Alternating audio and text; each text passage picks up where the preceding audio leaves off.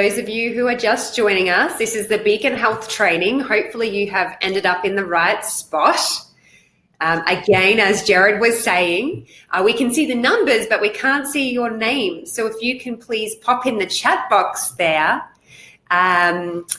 your name and where you're from, that would be great. Thank you.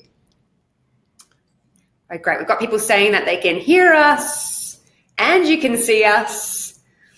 I've got a sneaking suspicion we've got some fellow Australians who have popped in, or is that just people using G'day to make us feel like we're part of a team? We're welcome. I'm welcome in America. So yeah, and do definitely share. I know if you're in the US, it's standard practice to share your state. I learned that because I used to watch Oprah and people used to introduce themselves as, you know, I'm so-and-so from this state. So there we go. Wollongong. Angela, yes, from Energy Queensland. I've heard all about you. Welcome. So for clarification, so I'm based in Brisbane in Queensland, Australia. So I'm up the top part. I'm the last major capital city on the east coast of Australia, which means for me, it's 9:30 a.m. in the morning and it's Friday. So I'm on my last day. So yay for me. I have one more day to go. I think probably like half of the participants here. I am in the USA, based in Boulder, Colorado. That's not a bad place to be, but it's my 5:30. And I suspect we've got some people from elsewhere in the country and it's your 7:30. Well done on doing a webinar at your 7:30 p.m. Hopefully you have a wine or a coffee. Brilliant. So we'll give a couple more minutes and we'll just do, so just to give everyone a chance, just because sometimes the webinar technology is just fun, right? You go to click, you think everything's going to work, and then all of a sudden your microphone's the wrong one or you can't hear us. So it's going to let a few more of those people work out what they need to do, and then we'll be great. So we're going to really try to keep in our time frame today. So we're not going to overload you with information. Our goal is to try to keep it sweet, succinct, get to the point, and that way, because everyone's busy, and that way everyone can be off and done in the time that we promised you. Brilliant. And again, just for those couple of people that have joined before the last time I said this, after the last time I said this, if you can just pop in your name and where you're from, your state and city in the chat box, that would be delightful. So we know who we've got. Thank you.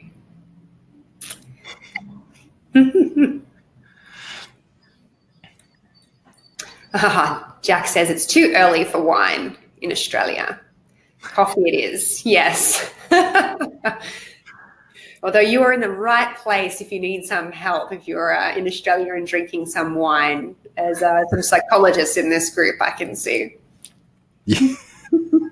There's quite a few people from the US, which is fantastic. I'm seeing New York. I love New York. Been there so many times.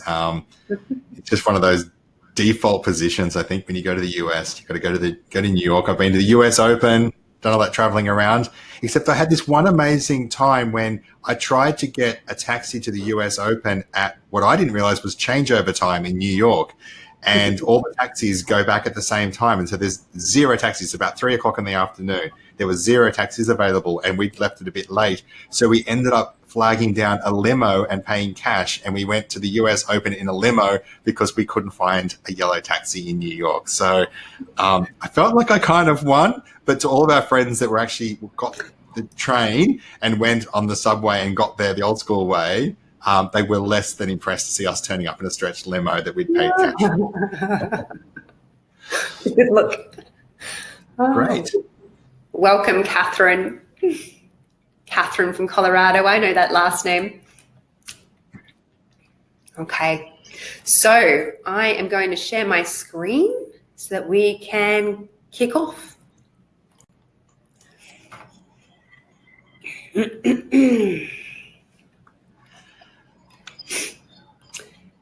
Okay, so welcome everybody, and to those who are just joining us, This is your training on the initial key steps that you need to take in order to grow your business, both from a revenue, but also, and probably more importantly, satisfaction perspective, and in a way that resonates with your values. And again, for any newcomers, if you can just pop in your name and where you're from, including your state, in the chat message box, that would be appreciated. So you are very busy. Thank you very much for taking the time to join both myself. My name is Alex Whitehead. I'm the CEO and co-founder of Becon Health, also psychologist by trade and private practice owner. And joining Jared Doyle, who is a family man and marketing extraordinaire. Probably cringing a little bit when I say that, but it's true. You're in good hands. And this workshop is for those of you who are in the business of growing your business. So you might be in private practice, you might be doing a side gig, you might have a bricks and mortar practice, or you could be doing things totally online. Now, you could be doing all right in business, but most of you will likely be here because you want to be operating more from a place and mindset of abundance versus scarcity. And I'm glad you're here because we can help you with that. And you'll certainly learn something from the training that's happening right now that could change the course of your business. So in this training, we're talking about niching down into a very specific area of practice, which will form part of your core business strategy. And the other thing we're talking about is how deeply knowing your why, so why do you do what you do, will help you build revenue and your business success. So without further ado, let's go. I will hand it across to Jared, who'll kick it off with niche marketing. Thanks, Alex. So niche marketing. So if we're going to do a presentation and we're going to talk about a particular topic, it makes sense to define it from the start, right? So rather than read out an academic or a dictionary definition, I'm going to give you my definition because I guess I have that ego. But before I go any further, it's important to point out that for whatever reason, in Australia, we say niche, and in the US, of course, it's niche marketing. I'm going to keep saying niche, and I'm terribly sorry for that. But if you can just automatically translate my Australianisms, that will help. But niche marketing. So niche marketing often gets misrepresented as just the people that we're talking about. So a small group of people. But actually, niche marketing is much more than that. Niche marketing is the combination of both the people that you're targeting and what you can do for them. So if you can imagine, it's like saying people have a problem, and then what we do with marketing is make a promise to them. And the promise is how we're going to solve that problem. And that's what niche marketing is all about. And it's absolutely critical to the thinking for this entire course that we do, because what we're looking to help you do is niche down in your business, in your profession, and demonstrate why that's going to be a benefit to your business, and importantly, why that gives you an unfair advantage when it comes to positioning by niching down. So you can see below the picture I've used, and I put this picture in, I guess, to demonstrate what it is to find a niche market. Now, if I was selling umbrellas on a rainy day, that's fantastic because everyone needs an umbrella on a rainy day, right? Well, actually, not everyone is going to need an umbrella. Some people are happy not to have. And also lots of people already have umbrellas. So in the picture below, which might represent our entire market, which is what people typically say is that it's a rainy day, everyone needs an umbrella, you'll see about 90% of the people already have an umbrella. You'll also notice that there's a few people walking there that appear to be indifferent to being wet. They don't seem to care. This isn't our niche market. But if you look just above Alex's head there, you can see one lady, she's holding the red bag above her head. This is our target market because this is somebody who's ready and willing to receive our umbrellas. And what can we do for her? We can give her a more practical way to keep rain off her head than holding her bag over. And so that's what we're talking about when we get to niche marketing. And this might seem like, okay, that's a great story, but it's absolutely critical to how we're going to help you build a really great business that you get up and you just love going and seeing your clients, your patients, your customers on a daily basis. So I guess the overall picture here that we're trying to paint for you is that it's not about, we want you to be a big fish in a small pond, because it's your relative size, importance, and specialty that makes a difference. So in this scenario, we're saying here, it's the size of your pond that matters. It's not about you trying to be bigger and conquer an entire health services industry. This is about you being the best that you can be and defining a small area of which you are the best. Because I like to believe that everybody in the world is the best in the world at something. Doesn't matter what it happens to be, but you will be the best at one particular thing. And our whole strategy with Becon Health, and what we're trying to help health professionals do, is take modern age technology to be able to find a really niche market. So this is a market not based around your geography. This is based around your specialty and the kind of patients and clients that you would like to see. Because if you're the best at something, you're going to find you have an unfair advantage when it comes to positioning in your market. And the whole course is structured around giving you tactics and tricks and strategies to really amplify that and how to establish that. And what we want to do here today is, I guess, demonstrate to you the importance of it and why it'll work for you. So, clicking on through. Now, the thing about defining a niche market is not just about the people who might need your service, but it's also about the people who are willing to accept it. So like all markets, everything goes on a brilliant distribution curve and spreads out. And this one is the diffusion of innovation curve.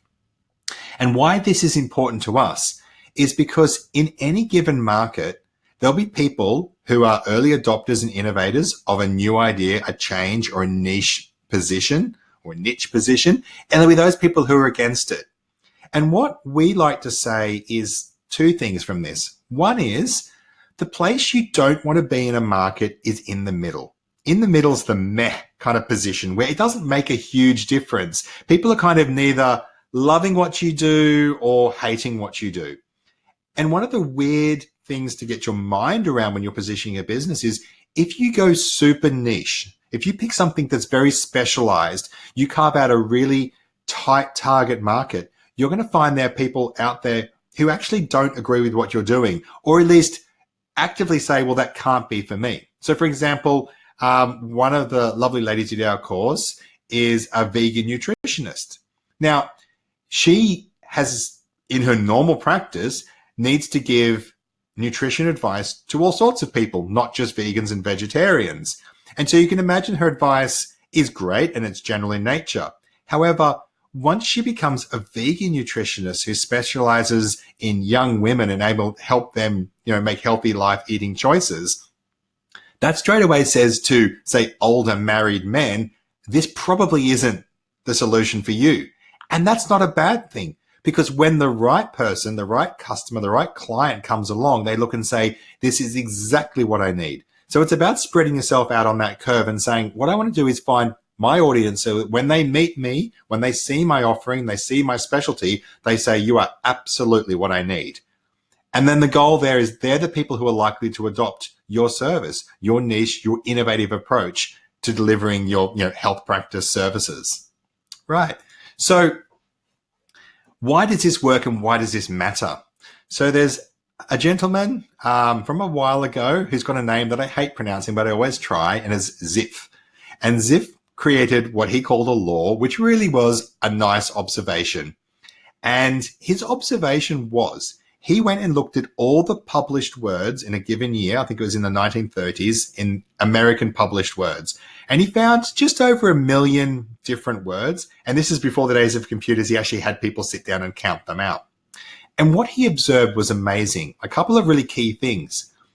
There was about 35,000 different words that he found, so lots of them were used multiple times. But when he spread them all out, he discovered that half of the number of words, half the volume of all printed words in the US text for that year came from just 135 words. So half of all words printed came from just 135 words. What was equally amazing was he discovered the most common word, the, represented 7.5%. 7.5% of all the printed words were the, which kind of says most people aren't that inventive in their written word. But what it also said to him was, actually, one word had a disproportionate amount of print coverage. When he looked at the second word of, he observed that it was half the amount of the first. And he sort of looked at a general pattern and realized that each time he went from the most popular to the next popular to the next popular, it started to drop down by half each time. And so what Ziff did is went around the world looking at different markets and trying to work out whether the most popular, the best in a particular market, had a disproportionate share. And he discovered that this curve held true in all markets, which is absolutely the reason why we know niching down as a health professional makes a massive difference. So what does this look like, and what's a real world example of this? Well, so I'm a marketer. I'm a digital marketer is my passion and my love. And we all use Google every day. And Google represents Ziff's law perfectly. In Google, the top click, so the top position in Google search results will get there, if you're looking at desktop, will get, 23-ish% of the clicks. When you get to the second position in Google, it gets half as many, and so on. You can see Ziff's law curving out just the way he predicted on the Google search results. And we often say in search marketing, the best place to hide a body is on the second page of the Google search results, because nobody ever goes there. And the reason we say that is because we know that Ziff's law holds true on the Google search results. Now, it would be great if you typed in psychologist into Google and Alex popped up at number one and she get all people coming through to her business. But would it really be great? Two problems with that. One, as much as I know Alex is amazing, the chances of her ranking number one above Psychology Today and the Psychological Society and these groups and Wikipedia is pretty low down, right? So it's a hard thing to do. Secondly, Alex is going to get everybody coming through, and Alex doesn't necessarily want to see all sorts in her psychology practice. She has a specialty. So what do? We define a really small pond where we can be the best at that particular market. And when someone types it into Google, we appear number one. They look at our website, they look at our profile, they look at us as a professional and say, you're exactly who I want. And we get our ideal customers, and we're the best in a market. So let me give you a real world example of this in a quick story. And I know Maddie said I've got lots of stories, and I do. I kind of I can tell stories all morning. So if you do the course, you're going to get used to my crazy stories. This is a picture of a restaurant that I went to on a holiday with my family in New Zealand. The first picture you saw was us at a beach, one of those hot spring beaches in New Zealand, for those of you who have been there. Anyway, we went out that night, and my kids, when they travel overseas to a country like New Zealand, say, what do we want to eat? Well, of course, they want to eat Mexican, because why else would you travel to New Zealand but to eat Mexican food? So what do? Well, I walk down to the hotel, walk to reception and say, can you please recommend the best Mexican restaurant for a family that's family friendly that we can walk to from here? The lovely gentleman behind the counter recommended this restaurant. We went there and it was absolutely perfect. Now, the reason why I say this is I had a set of criteria, and that criteria was I needed to be able to walk, it needed to be Mexican, and it needed to be family friendly. There was only one option, and it was perfect, but there was one option. I knew exactly what I wanted. The other thing I'd say is when I asked the question, I said, can you recommend the best? Now, there was only one, but we either say that, the best, or it's implied, because nobody ever recommends the second best. Can you imagine going over to a friend and saying, let's go out for dinner, and your friend turning around saying, do you know what? Let's go to my fourth favorite restaurant tonight. You'd kind of, why would you do that? It's implied that you want the best. And that implicit, I want the best, is the same reason why we want you to niche down in your business. We want you to be a specialist servicing a really niche market, because that's how you're going to get referrals. Because when everyone says, hey, I need a nutritionist who specializes in younger women who are vegan or vegetarian, there's one solution for that. There's one person who's the best, because no one's going to recommend the third best nutritionist or the fourth best psychologist. It's not going to happen. And so that's the game. The game is about defining a target market where they have a problem, and your promise satisfies that, and you're the absolute best. And the great thing about the new world is, and the fact that I'm sitting here in Australia, is that technology is empowering us to be more specialized than ever before. And that's really the approach that we're taking with you guys, is to help you find your niche and then demonstrate ways through marketing tactics to make a difference. So that's my New Zealand holiday story and my positioning. As I said, that's the only time I'll do a story around New Zealand. The rest of the course is full of Star Wars references for me. So if you don't know Star Wars, you're going to know it by the end of the course. So really quickly, what are the benefits of niche marketing? Well, you get enhanced customer relationships. People respond to you better when you're a specialist in a particular area. You reduce the amount of competition because you are the expert in your particular area.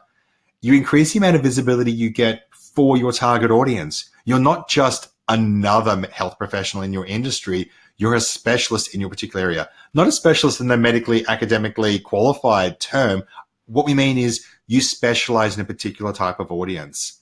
And therefore, your word of mouth grows because you're the best. People refer you because you're the best. When the situation and the problem arises that you solve, people will seek you out and people will refer you. And you get to hone your expertise. You get to do what you love. Now, you've obviously chosen your health profession because you love it, but everyone in their day has to see patients and clients who maybe aren't their ideal customer. It's not the love that they really want to do. If you can just specialize, if you can imagine who your ideal customer is, the ideal problem that you want to solve, the reason you got into this, the real reason you got into your profession, that's what we're trying to achieve. And it takes less resources because you don't need to spend as much time covering absolutely everything. You just need to be the expert in your particular area. And at the end of the day, you're going to have a whole lot more fun because you're going to get up knowing that your purpose, your drive is making a big difference and you get to love every patient. And I know for me personally, I love helping people find their niche. I love helping business owners who have a real passion and drive get marketing to work for them. I've worked for big brands before. It's a little bit soulless. I've done marketing for Coca-Cola. On one hand, you go, great, I got to spend millions of dollars and do creative ads. But was I really driven by the need to fill the world full of bubbly, sugary beverages? Not really. You guys are in a great position. So for me, I get way more satisfaction helping you find your niche. So that's enough from me. I'll let Alex take over from here and cover a little bit on why. Thank you, Jared. I love your honesty. So, deeply knowing your why you do what you do is one of the most overlooked items in business, but is one of the most important things for you to really think hard about. And this is because understanding your why, knowing your higher purpose gives you strength. And I can see in the chat that a lot of you already are in business, and I know that you know what I'm talking about. So business can be hard at times, and when you have that higher purpose in mind, it gives you the confidence and the grit to get through to the other side and be successful. So really think about why you do what you do. Why did you get into this in the first instance? So out of all of my health and wellness professional friends and peers and colleagues, they have an origin story.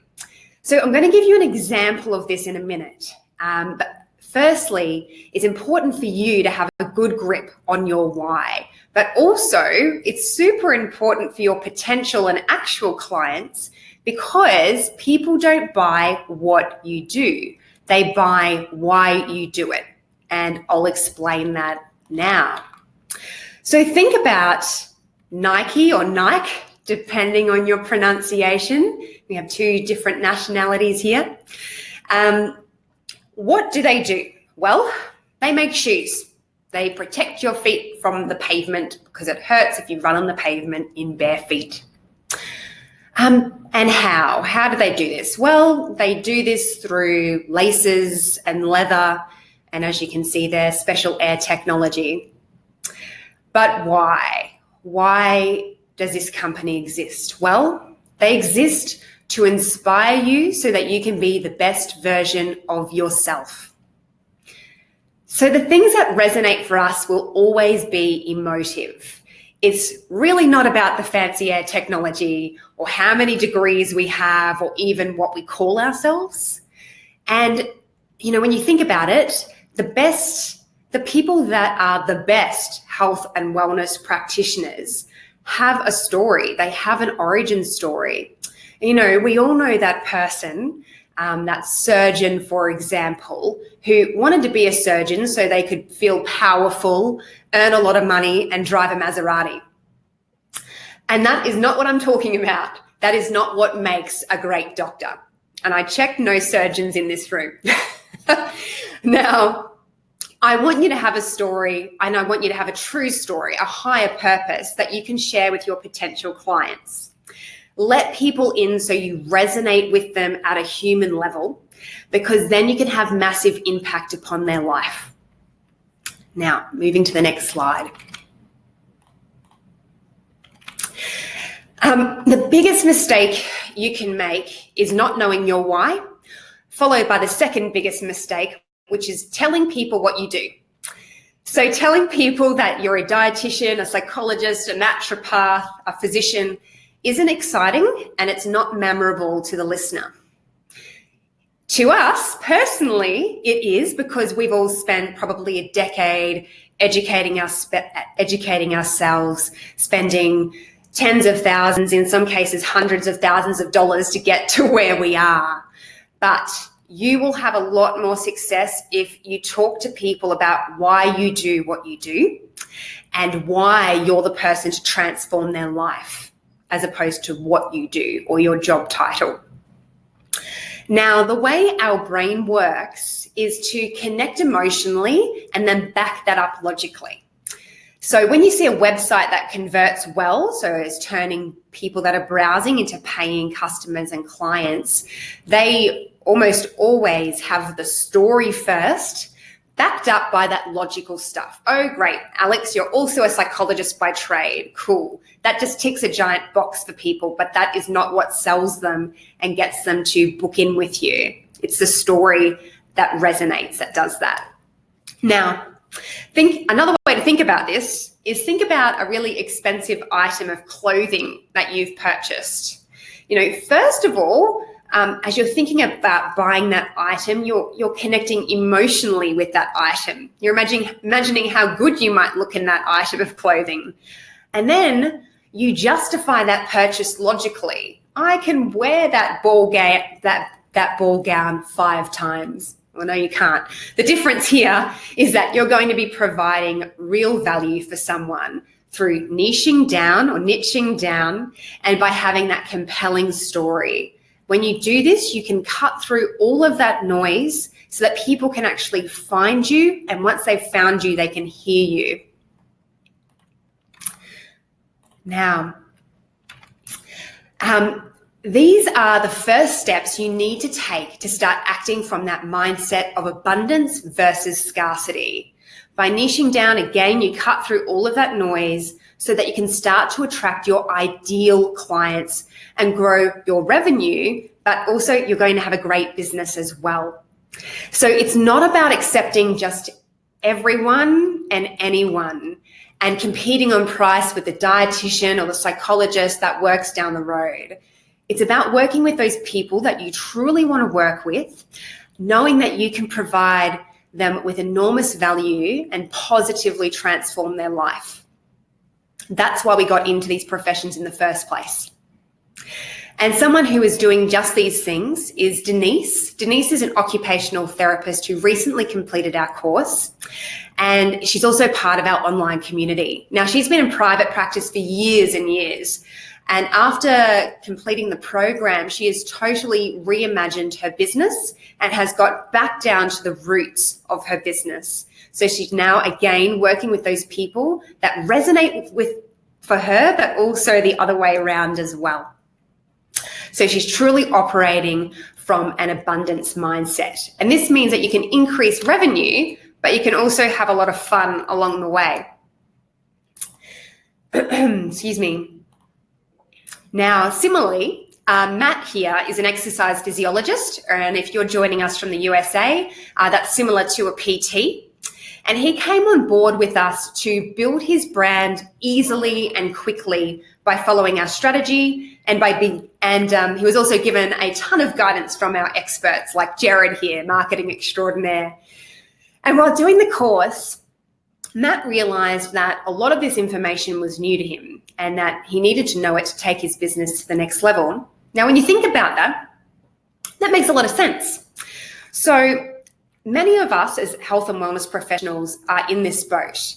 Our degrees simply did not teach us how to market effectively, how to find our ideal clients, and how to grow a business. In fact, revenue was never mentioned in any of my degrees. But without it, we won't have a business and we won't be able to make that impact upon people's lives. So it's important that we talk about it. Now, my suggestion is that you don't do this all by yourself. Like, don't make mistakes that have already been made when there are tried and tested methods and strategies that you should and could be actioning right now. Matt, in this video, he also goes on to say something really powerful about us becoming more globally connected, and that if we're not keeping up, we run this real risk of ending up on struggle street. So don't do that. Right now really is the time to take some action. Now, we've touched on a couple of the fundamentals here, but if you are in the business of growing your business, then you really want to be thinking about how you can start implementing some of this information that we've discussed immediately. So I'd like to invite you to talk to us so we can help you take these actions and you can get on with the growing of your business done the right way. So done by connecting with your ideal clients, the people that you can truly add value to and that you'll resonate for. And you're doing this from both a revenue but also a satisfaction perspective. There's a reason why we have a 70% burnout rate in health and wellness professionals, and it's because these people are not doing this. They're acting with a scarcity mindset instead of coming from a place of abundance. So you'll see an offer on your screen, or it may be in a new tab so you can take advantage of this discussion. My team and I have set aside some time right now, as well as over the next day or so, but there are limited appointments, so get in quickly to grab a spot. And in this call, we help you action the points that we've discussed. So if you have some questions about what your niche or niche area is, is it specific enough? Is it too specific? We can certainly help you with that. And we'll also determine if you could be a great fit for our program as well as our online community. So that's great. I can already see some of you snapping up those offers. Fabulous. Awesome. So remember, now is the time to become part of something much bigger and implement ways to grow your business that have been tried and tested. So that is a wrap from me. Wrap from you too, Jared? I think so, yeah. The only thing I was just going to add right at the end is, the key is once we've defined that, once we've got your niche, the course will take you through, and I'll take you through all the different tactics. We'll be covering SEO, we'll be covering blogging, paid search, social media, these kind of little tools and tricks that I'll be able to teach you from my 23 years. I'm getting old. It's my birthday on Saturday, actually. But we're teaching you all those different techniques. But the point is, this starts with finding your core. Once we've got that, then I can empower you to use all the wonderful marketing techniques that I know, and I can teach you to establish that market leading position. So that's the exciting functional part of it that'll happen throughout the course. We just got to set that footing for you. So I'm really looking forward to helping a few of you with those tactics and teaching you some of the marketing tricks I've learned over the years. Fabulous. Thank you, everyone. Bye for now. Cheers.